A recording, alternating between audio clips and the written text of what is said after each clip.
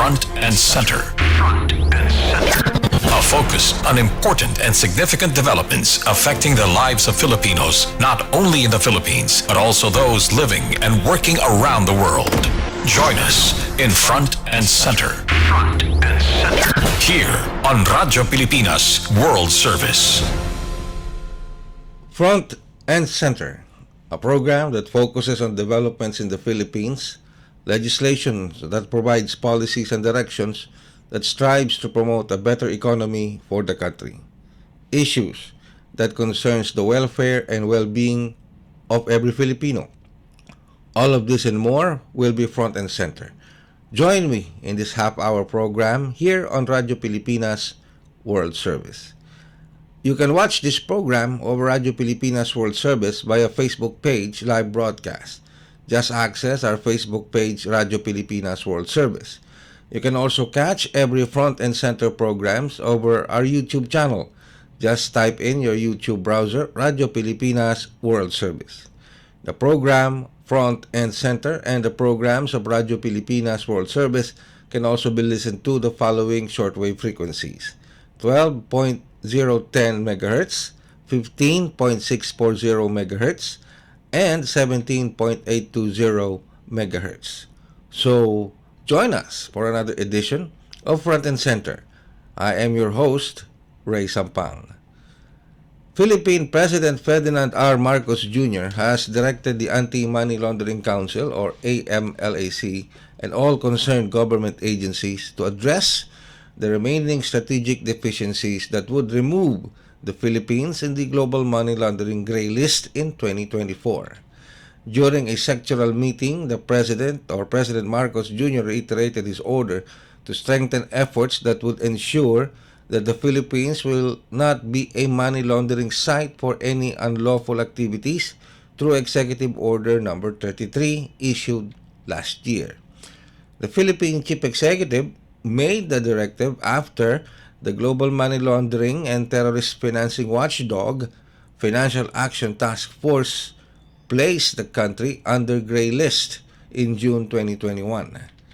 In adherence to the President's directive, AMLAC Executive Director Matthew David held a press briefing in Malacanang, outlining the ongoing efforts of the Council together with other concerned government agencies in addressing the deficiencies identified by the FATF in relation to the gray listing of the Philippines. AMLAC Executive Director Matthew David likewise mentioned in the press briefing that the Philippines is aiming to address all these deficiencies within 2024 and to trigger the exit process from this FATF gray listing. According to Executive Director David, the President also directed the agencies of the government to continuously sustain good coordination amongst themselves between law enforcement and other government agencies for such order. The country has originally received 18 action plan items to resolve its gray list status in 2021. Currently, it has 8 remaining action plans that need to be addressed. These remaining action plans include the effective risk-based supervision of non-financial business and professionals, or NFBPS, mitigating risk associated with casino junkets, enhancing and streamlining access to beneficial ownership information, demonstrating an increase in the money laundering and prosecution, and ensuring cross-border measures in all entry points across the country, including seaports and airports. While the government is on the right track to fulfilling the President's order, David stressed the need to expedite the removal of the Philippines from the list. David further discussed that the FATF may impose countermeasures on the Philippines and in international financial transactions of Filipinos abroad should the country be blacklisted. This could mean an increase in cost of remittance services and more stringent requirements. There may also be higher risk for transactions to be denied or disapproved. Meanwhile, we are going to listen to the press briefing in Malacanang headed by the AMLAC Executive Director Matthew David outlining the efforts of the Council as well as answering questions from the Malacanang Press Corps. Yes, I'd like to confirm that during the sectoral meeting this morning with the the president has reiterated the government's high-level political commitment and directed all government agencies concerned to swiftly address the remaining strategic deficiencies identified by the FATF in relation to the gray listing of the Philippines. The Philippines is aiming to address all these deficiencies within 2024 and to trigger the exit process from this FATF gray listing. All agencies have expressed, in fact, during the meeting, their commitment to address the deficiencies and are implementing measures to strengthen our AML-CTF or anti-money laundering, combating terrorism financing system in the Philippines. And everybody believes we are on the right track, and the President has commended the work of different agencies of government. The President also directed the agencies of the government to continue with their actions and to continuously sustain good coordination among themselves between the law enforcement and other government agencies. We have originally in 2021 June, we have 18 recommended action plan items, but right now we have a remaining of 8 action plan items remaining that we have to address. Some of these action items, medyo marami po sila. Some of these action items I will just summarize in 5. One is regarding effective risk-based supervision of DNFBPs. DNFBPs are designated non-financial businesses and profession. That includes lawyers, accountants, jewelry shops, casinos, real estate developers, and brokers, among other DNFBPs. And the one in charge with this action item is the AMLC for DNFBPs, and for the PAGCOR, it's the casinos. And there's a need to increase the registration with the AMLC of these DNFBPs. Kaya nga we're encouraging all lawyers, accountants, and jewelry shops, and real estate developers, and brokers to register with AMLC and to perform their obligations as covered persons with the AMLC. For another action item is as regards AML-CTF controls to mitigate risks associated with casino junkets. And the one in charge with this is the PAGCOR. Casino AML-CTF regulators like PAGCOR should ensure that casinos are able to conduct customer due diligence on both the operator, the junket operator, and individual junket players. And of course, if the casino violate any of the rules and regulations of the AMLC and the PAGCOR, they must impose or enforce penalties or enforcement actions on the casinos or the NFBP. Another action item that we have to address in relation to the gray listing of the Philippines is regarding enhancing and streamlining of access to beneficial ownership information. Tinatawag namin itong BO information, and taking steps to ensure that the BO information is accurate and up-to-date. The one in charge with this action item is the SEC. Corporations and legal persons under the SEC should increasingly submit BO information declarations with the SEC in compliance with SEC regulations. In fact, the SEC already issued regulations as regards submission of BO information. And LEAs, or law enforcement agencies, should request BO information from the SEC as regards their investigations. Another action item is demonstrating an increase in the money laundering and terrorism financing investigations and prosecutions in line with the risk of the Philippines. The agencies involved with complying or addressing this deficiency is the AMLC, the law enforcement agency, including the Philippine National Police, the PIDEA, NBI, NICA, ISAF, DOJ, among other law enforcement agency. Medyo mahaba-haba po itong listahan na to, pero what the FATF is looking for is that we should increase our money laundering investigations as well as terrorism financing investigations and prosecution in line with our risk. Another action item, which includes at least 2 action items po, we should demonstrate, one action item na pala to, we should demonstrate that cross-border measures are applied to all main seaports and international airports in the country, including the detection of false declaration of currency and confiscation action resulting therefrom, with particular focus on high-risk activities in line with the risk profile of the Philippines. The agency involved with complying or addressing this issue is the BOC, Bureau of Customs. Since Bureau of Customs is the one requiring assist or implementing the distribution of foreign currency and customs declaration in all our seaports, international seaports, and airports. And they must also not only distribute this foreign currency declaration form, but also they must show that there increased detection of false declaration and make the necessary corresponding confiscation actions.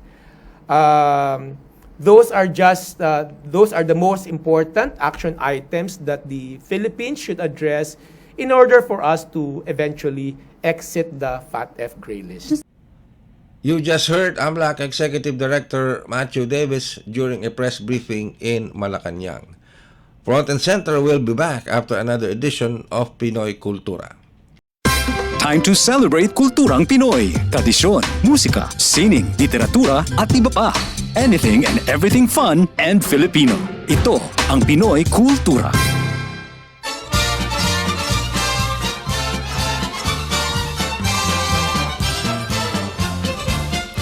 A blessing of safe voyage and a chance to cool off, pinagmamalaki ng kanta ang Antipolo, named after tipolo or breadfruit, prolific in the area. The city prides itself as a pilgrimage capital of the Philippines. 2 of its more popular attractions are the historical church of the Nuestra Señora de la Paz y Buen Viaje and its summer popular waterfalls, ang Hinulugang Taktak. The Franciscan missionaries built the church in 1578 and the Jesuits administered it in 1591. Thousands traveled to pray to Our Lady of Peace and Good Voyage, brought in from Mexico in 1626 and enshrined in the cathedral. A favorite tradition is trekking to the shrine on Good Friday Eve and May 1st. Another tradition is having new cars blessed at the church. Many believe it will ensure the safety of the car and its passengers. OFWs also pray for success abroad. Pagkatapos ng pagpapala sa misa ay ang inaabangan ng mga bata, ang pagligo sa sikat na Hinulugang Taktak, described playfully in its song. It was first opened in July 1952, became a national park in September 1990, and a protected landscape in November 2000. In 2002, it had to be rehabbed because of water pollution. In February 2020, Hinulugang Taktak reopened, together with unique recreational installations for wall climbing, hanging bridges, and a spider web platform. And don't forget, before you leave, ang pasalubong. Sikat sa lugar ang suman at mangga. But you can also bring home antipolo in a jar, like cocoa jam, latik, kalamay, or adobong kasoy. So, no time to waste. Get into the culture, enjoy a blessing, and have some fun. Tayo na! Yan ang Pinoy Kultura, because our culture is cool. Serving the Republic of the Philippines for more than 75 years. Ito po ang Presidential Broadcast Service.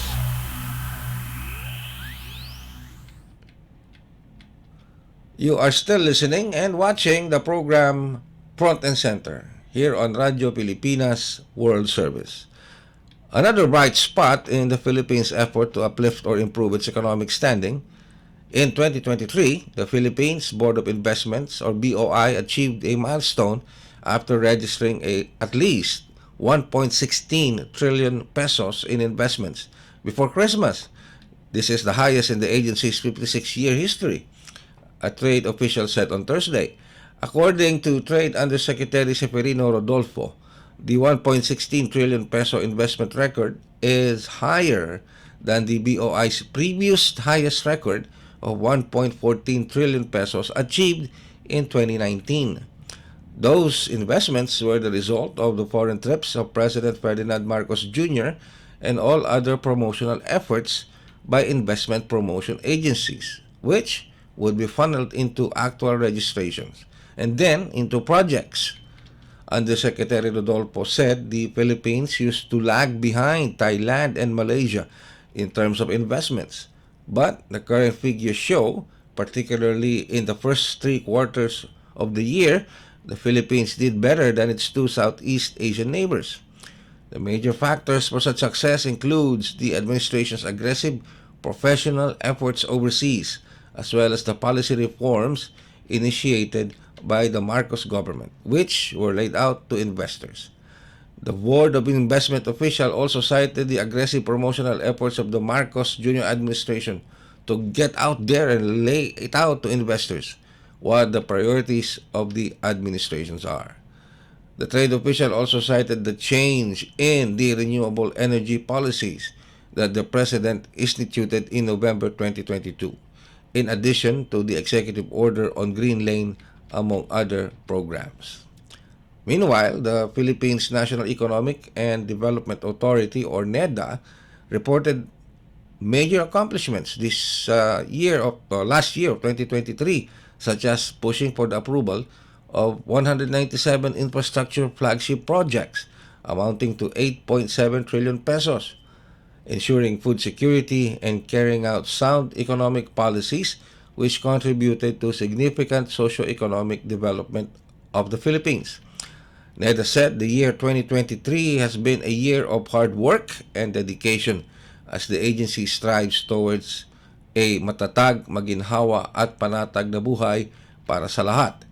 Among its initiatives include the government's continued implementation of timely strategies to manage food commodity prices, protect the purchasing power of Filipino families, and supporting the most vulnerable sector through targeted subsidies. According to NEDA, the continued implementation of Executive Order 10 has made significant impact on managing food inflation by reducing the Most Favored Nation or MFN tariff rates for key commodities such as rice, pork, and corn. Also, the suspension of the collection of pass-through fees helped reduce the cost of transporting goods across the country, and the increased allocation for research and development for agriculture, forestry, and fisheries is also seen to increase agricultural productivity. The Rice Competitive Enhancement Fund, or RCEF, aided Filipino farmers in improving their farm yield for the 3 quarters of 2023, increasing to 4.19 metric tons per hectare from 4.14 metric tons per hectare for the same period in 2022. And to manage inflation, NEDA said that President Ferdinand R. Marcos Jr. established the Interagency Committee on Inflation and Market Outlook to provide timely and relevant policy advice on inflation. With regards to infrastructure development, the NEDA board, chaired by President Marcos Jr., also approved a total of 197 infrastructure projects amounting to 8.7 trillion pesos in 2023 as part of the administration's Build Better, More infrastructure program. Through good stewardship, NEDA said the administration made inroads in generating more jobs for Filipinos, with the latest labor statistics indicating unemployment and underemployment decreasing to 4.2% and 11.7% respectively on October 2023. Moving forward, NEDA said the Marcos administration remains committed to fostering job-generating investments for the private sector, enhancing human capital, and ramping up social and physical infrastructure to improve employment prospects and create more high-quality jobs. Well, that is all the time we have for now here on Front and Center. We have just brought you another edition of this program here on Radio Pilipinas World Service. Join us again for another edition of Front and Center, same time and frequency. You can also watch this program over Radyo Pilipinas World Service via Facebook page broadcast. Just access our Facebook page, Radyo Pilipinas World Service. You can also catch every front and center programs over our YouTube channel. Just type in your YouTube browser, Radyo Pilipinas World Service. The program Front and Center and the programs of Radyo Pilipinas World Service can also be listened to the following shortwave frequencies: 12.010 MHz, 15.640 MHz, and 17.820 MHz. Together with our producer, Mr. Erwin Peñano, and technical personnel Leo Magpayo and Milo Janela, this is your host, Rey Sampang. Mabuhay and love the Philippines.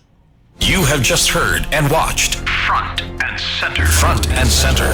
Join us again for another edition here on Radyo Pilipinas World Service. Front and Center.